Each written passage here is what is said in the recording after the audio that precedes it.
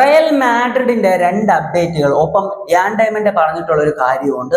ഈ ഒരു മൂന്ന് കാര്യങ്ങളാണ് നമ്മൾ ഈ ഒരു വീഡിയോയിലൂടെ നോക്കാൻ പോകുന്നത്. അപ്പോൾ വീഡിയോയിലേക്ക് പോകുന്നതിന് മുമ്പ് ജസ്റ്റ് ചാനൽ ഒന്ന് സബ്സ്ക്രൈബ് നമ്മൾ സ്ഥിരമായിട്ട് വീഡിയോസ് ആയിട്ട് വരുന്നതായിരിക്കും.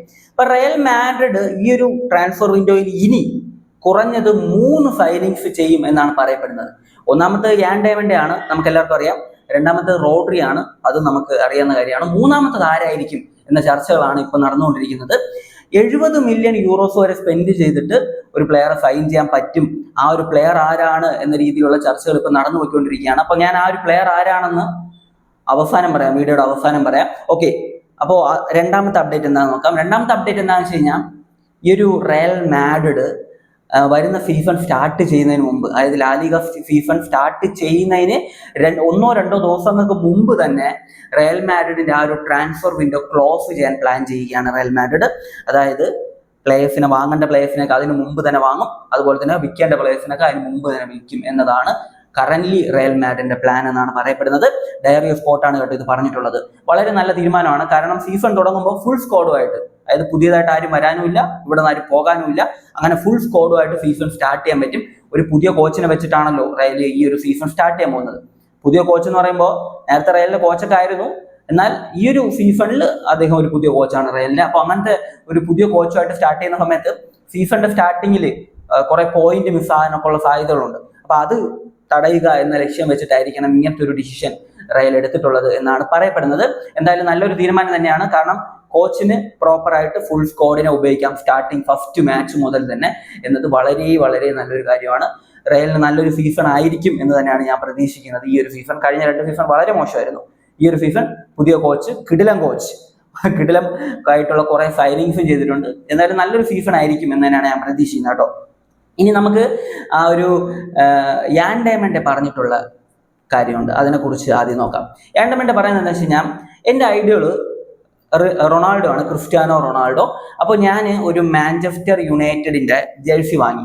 അറിയാലോ, റൊണാൾഡോ മാഞ്ചസ്റ്റർ യുണൈറ്റഡിൽ സ്റ്റാർട്ടിങ് കളിച്ചിരുന്നു. അപ്പോൾ അദ്ദേഹത്തിന്റെ ഒരു ജേഴ്സി വാങ്ങി, എന്നിട്ട് ആ ഒരു ജേഴ്സി അദ്ദേഹം ഇട്ട് കളിക്കുമായിരുന്നു യാൻ ഡയമണ്ട്. പക്ഷെ പ്രശ്നം എന്താ വെച്ച് കഴിഞ്ഞാൽ, മാഞ്ചസ്റ്റർ യുണൈറ്റഡിന്റെ ജേഴ്സിയിൽ ക്രിസ്ത്യാനോ റൊണാൾഡോ എന്ന് പ്രിന്റ് ചെയ്ത് കഴിഞ്ഞാൽ ആ ജേഴ്സിയുടെ വില കൂടും, എല്ലാവർക്കും അറിയാവുന്ന കാര്യമാണല്ലോ.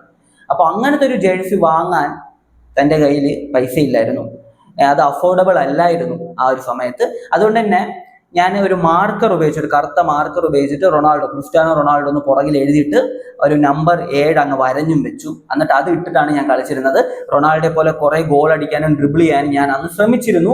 ഞാൻ അത് ഇഷ്ടപ്പെട്ടിരുന്നു, ഞാനത് ആഗ്രഹിച്ച് ചെയ്തൊരു കാര്യമായിരുന്നു എന്ന് പറഞ്ഞിട്ടുണ്ടായിരുന്നു. എനിക്ക് ചോദിക്കേണ്ടതെന്ന് വെച്ച് കഴിഞ്ഞാൽ, ഞാൻ ഈ ഒരു വീഡിയോയിൽ ഇത് പറയാൻ കാരണം എന്താണെന്ന് വെച്ച് കഴിഞ്ഞാൽ, ഞാനിത് ചെയ്തിട്ടുണ്ട്. ഞാൻ കൊച്ചിലെ സ്കൂളിൽ പഠിക്കുന്ന സമയത്ത് ഞാൻ വാങ്ങിയിട്ടുള്ള ജേഴ്സിയിൽ പേര് കാണത്തില്ല. പേരുള്ള ജേഴ്സി അന്ന് എന്താണ് ഞാൻ വാങ്ങാത്തത് ഞാൻ ഓർക്കുന്നില്ല കേട്ടോ, പേര് കാണത്തില്ല.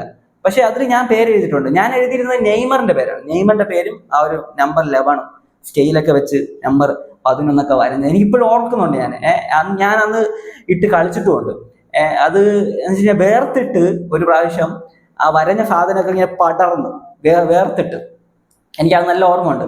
എന്നിട്ട് പോയി നല്ല തേച്ച് കഴുകി എല്ലാം റെഡിയാക്കി പിന്നെയും വരയും, പിന്നെയും എഴുതും. അത് ഇപ്പോഴും ഞാൻ ഓർക്കുന്നുണ്ട്. യാൻ ഡയമണ്ട് പറഞ്ഞപ്പോൾ നമുക്കൊരു നൊസ്റ്റാളജി പോലത്തെ സംഭവം. അപ്പൊ നിങ്ങൾ ചിലപ്പോൾ ചെയ്ത് കാണും കേട്ടോ, നിങ്ങളത് കമന്റിൽ പറയുക. ഞാൻ എന്തായാലും ചെയ്തിട്ടുണ്ട്. ഞാൻ നെയ്മറിന്റെ പേര് എഴുതി ആ ഒരു 11 വരഞ്ഞു വെച്ചു. ഞാൻ ഇപ്പോഴും ആലോചിക്കുന്നുണ്ട്, ഈ ഒരു സംഭവം ഞാൻ വായിച്ചപ്പോൾ എനിക്ക് ആദ്യമേ തോന്നിയത് ഞാൻ ചെയ്ത ആ പരിപാടിയായിരുന്നു. എന്തായാലും അതൊരു കിടിലം പരിപാടിയാണ്. ഓക്കെ, ഇനി നമ്മൾ സ്റ്റാർട്ടിങ്ങിൽ പറഞ്ഞ 70 മില്യൺ യൂറോസ് നൽകി കഴിഞ്ഞാൽ റയലിന് സൈൻ ചെയ്യാൻ പറ്റുന്ന ഒരു പ്ലെയർ, അതായത് മൊത്തത്തില് റയല് 4 ഡിഫൻഡേഴ്സിനെ സൈൻ ചെയ്യും എന്നതായിരുന്നു വാർത്ത. അങ്ങനെ നോക്കുവാണെങ്കിൽ റയൽ ഒരു ലെഫ്റ്റ് ബാക്കിനെയും ഒരു റൈറ്റ് ബാക്കിനെയും ഒരു സെന്റർ ബാക്കിനെയും സൈൻ ചെയ്തു. ഇനി ഒരു സെന്റർ ബാക്ക് ഓപ്ഷൻ അവിടെ ഉണ്ടല്ലോ, ഒരു പക്ഷേ ഒരു ഡിഫൻഡറിനെ ആയിരിക്കാം റയൽ സൈൻ ചെയ്യുക. ഇപ്പോൾ വീണ്ടും ആ ഒരു അലജാൻഡ്രോ ബെസ്റ്റോണി ടു റയൽ മാഡ്രിഡ് വാർത്തകൾ ചില മീഡിയാസ് പറയുന്നുണ്ട്, ഡയറി ഓഫ് സ്പോർട്ടൊക്കെ അത് റിപ്പോർട്ട് ചെയ്യുന്നുണ്ട്. 70 മില്യൺ യൂറോസ് നൽകി കഴിഞ്ഞാൽ അങ്ങനെ ഒരു സൈനിങ് റയലിന് ചെയ്യാൻ പറ്റുമെന്നും പറയുന്നുണ്ട്. അതായത് റോഡ്രിനെയും യാൻ ഡയമണ്ടിനെയും സൈൻ ചെയ്തതിന് ശേഷം 70 മില്യൺ യൂറോസ് വരെ റയലിന് സ്പെൻഡ് ചെയ്യാൻ പറ്റും.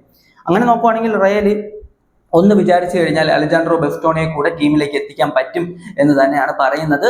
നമുക്കിനി ഇത് കണ്ടറിയണം, ഇത് ഒഫീഷ്യൽ ഒന്നുമല്ല, ഡയറി ഓഫ് സ്പോർട്ട് ജസ്റ്റ് പറഞ്ഞിട്ടുണ്ട് 70 മില്യൺ യൂറോസിന് അവൈലബിൾ ആയിട്ടുള്ള ഒരു നല്ല ഡിഫൻഡർ ആണ് അലജാൻഡ്രോ ബെസ്റ്റോണി എന്നും പറഞ്ഞിട്ടുണ്ട്. എന്തായാലും റയൽ മാഡ്രിഡ് 4 ഡിഫൻഡേഴ്സിനെ സൈൻ ചെയ്യും എന്നൊരു വാർത്ത ഉണ്ടായിരുന്നു. ഫെബ്രിസോ റൊമാനോ തന്നെ അത് റിപ്പോർട്ട് ചെയ്തിരുന്നതാണ്. വേൾഡ് കപ്പിനൊക്കെ മുമ്പാണ് കേട്ടോ. അതായത് കോച്ച് വരുന്നതിന് മുമ്പായിരുന്നു ആ ഒരു വാർത്ത. ആ ഒരു സമയത്ത് മുതൽ വരുന്നൊരു സംഭവമായിരുന്നു. അതിൽ 3 പേരെ ഫൈൻ ചെയ്തു, ഒരാൾ ഇനിയും പെൻഡിങ് ഉണ്ട്.